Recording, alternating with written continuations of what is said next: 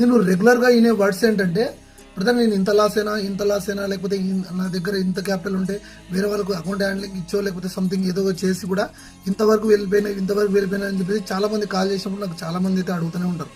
But వాళ్ళ wrong decision అని చెప్పేసి నేనైతే అనుకున్నాను. బట్ రైట్ సోర్స్ లేక వాళ్ళైతే లాస్ అవుతున్నారు.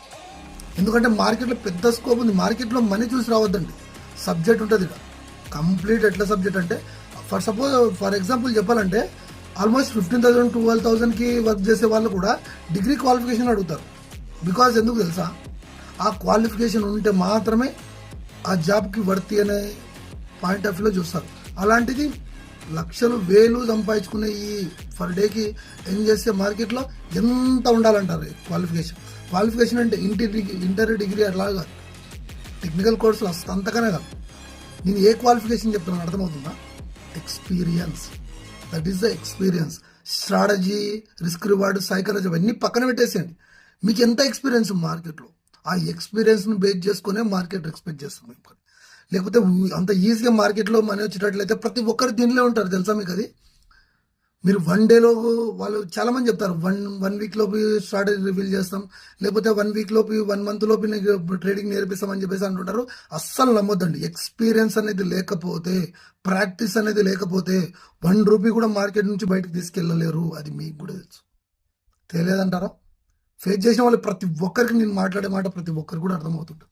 Try to understand. ప్రతి ఒక్కరు కూడా మార్కెట్లో పడేసి ఎంతో ఎర్న్ చేసుకుని వెళ్ళిపోయేటోళ్ళే. కానీ ఎందుకు ఎర్న్ చేసుకోలేకపోతున్నారు? ఎందుకంటే ఎక్స్పీరియన్స్ లేక, right strategy, right implement, right mentorship లేక చాలా మంది ఫెయిల్ అవుతున్నారు. కాబట్టి అర్థం చేసుకోండి, ప్రాక్టీస్ చేయండి. ప్రాక్టీస్ చేస్తే తప్ప ఏది రాదు. ఒక ఎంట్రీ చెప్తున్నామంటే దాని బిహైండ్లో చాలా వరకు ప్రాక్టీస్ ఉంటుంది. అంత ఈజీగా మనమైతే రివీల్ చేయం కదా. కాబట్టి మీరు అర్థం చేసుకోండి, అంత ఈజీగా అయితే మార్కెట్లో అయితే మనీ రాదు. మార్కెట్లో మనీ చూసుకొని మాత్రం, మనీ వస్తుందనే థాట్తో మాత్రం, ఆ గ్రీడ్తో మాత్రం రావద్దండి. ఖచ్చితంగా మాత్రం 199% మీ అకౌంట్లో ఉన్న క్యాపిటల్ అంతా వైబౌట్ అవ్వడానికి ఛాన్సెస్ అయితే ఉంది. కాబట్టి మార్కెట్లో ఎక్స్పీరియన్స్ మాత్రమే మనీ అని చెప్పిస్తుంది. మిగతా ఏంటి చెప్పేది. చాలా మంది అంటారు అట్లా చెప్తారు ఇట్లా. రియాలిటీ ఫ్యాక్ట్ మాట్లాడుకుందాం, అంతకుమించి ఏం లేదు. ఎందుకంటే ఎవరు లాస్ అవ్వాలనే థాట్లో నేను లేను కాబట్టి ఇవన్నీ ఓపెన్గా మాట్లాడుతున్నా. అంత ఈజీ అయితే కాదు మార్కెట్లో మనీ ఏం చేయడం. వెరీ కాంప్లికేటెడ్ అంతే. దానికంటూ ఇయర్స్ ఆఫ్ ది ఎక్స్పీరియన్స్ ఉండాలా, రిస్క్ రివార్డ్ మెయింటైన్ చేయాలా, కంప్లీట్ మైండ్ సెట్ అనేది మనం రోబోటిక్ మైండ్ సెట్ ఉండాలి. స్ట్రిక్ అయిపోవాలి ఒకదానికి అంతే.